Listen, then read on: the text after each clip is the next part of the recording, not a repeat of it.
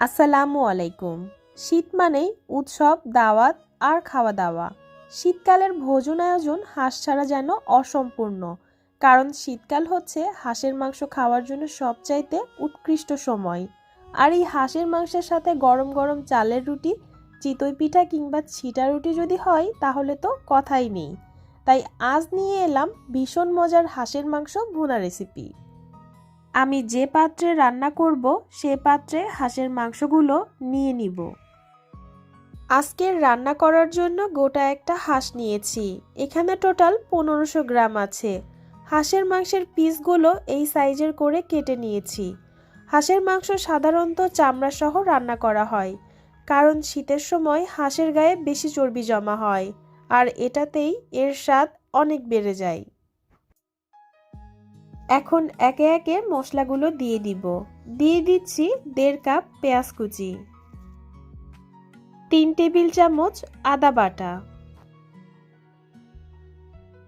2 table চামচ রসুন বাটা, 1 table চামচ হলুদ গুঁড়া, 1 টেবিল চামচ জিরা গুঁড়া, 1 টেবিল চামচ ধনিয়া গুঁড়া, স্বাদ মতো লবণ।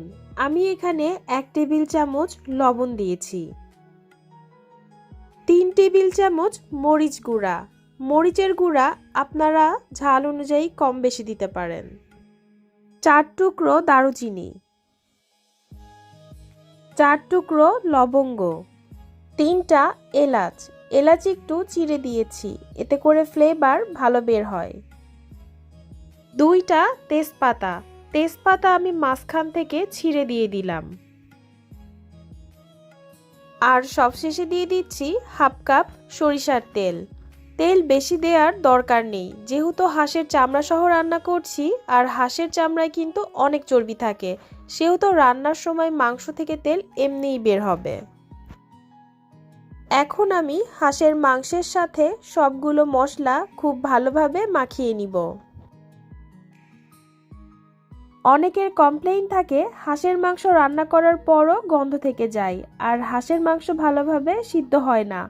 হাঁসের মাংস রান্নায় আমার প্রতিটা প্রসেস যদি আপনারা স্টেপ বাই স্টেপ ফলো করে রান্না করেন, তাহলে হাঁসের মাংসে কোনো গন্ধ থাকবে না।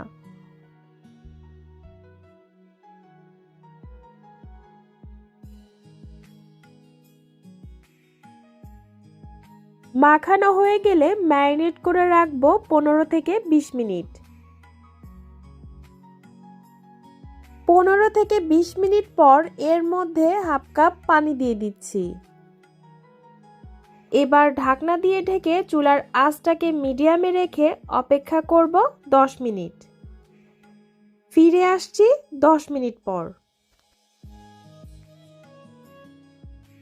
10 মিনিট পর ঢাকনা খুলে একটু নেড়ে দিচ্ছি।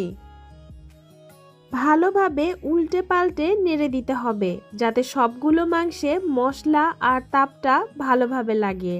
তাছাড়া মাংসের স্বাদটা নির্ভর করে মাংস কষানোর উপরে, আর হাঁসের মাংসটা বেশি সময় নিয়ে ভালোভাবে কষাতে হয়, এতে স্বাদ বৃদ্ধির সাথে সাথে সিদ্ধও হয় দ্রুত।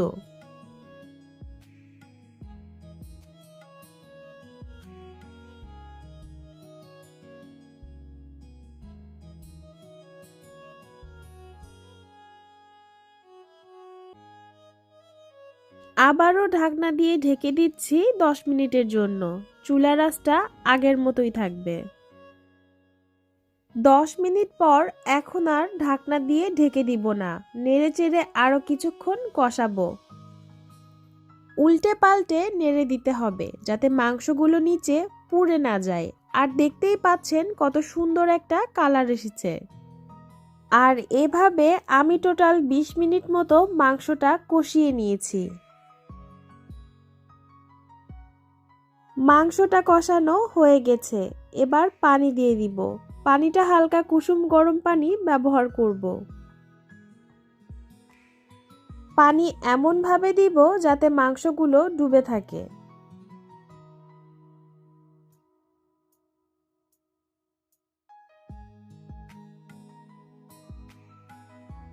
আবারও ঢাকনা দিয়ে ঢেকে চুলার আঁচটাকে মিডিয়াম থেকে একটু লোতে রেখে অপেক্ষা করব সিদ্ধ হওয়া পর্যন্ত। আর এই লম্বা সময় ধরে চুলার আঁচটাকে মিডিয়াম থেকে একটু লোতে যে রেখেছি, এতে করেও মাংসটা খুব ভালোভাবে সিদ্ধ হতে সাহায্য করবে। আর এই পানি দেওয়ার পরে মাঝে মাঝে কিন্তু বেশ কয়েকবার নেড়ে দিতে হবে। প্রায় 40 মিনিট পর ফিরে এলাম।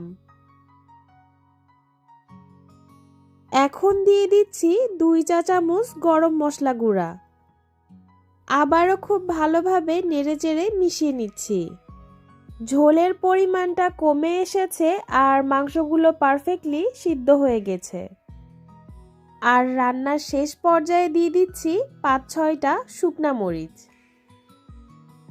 যারা হাঁসের মাংসের গন্ধের জন্য হাঁসের মাংস খেতে চান না, তারা অবশ্যই এই রেসিপিটি একবার ট্রাই করবেন। হাঁসের মাংস সম্পর্কে আপনাদের ধারণাটাই বদলে যাবে। একটু নেড়েচেড়ে চুলাটি বন্ধ করে দিলেই হয়ে যাবে হাঁসের মাংস ভুনা রেসিপি।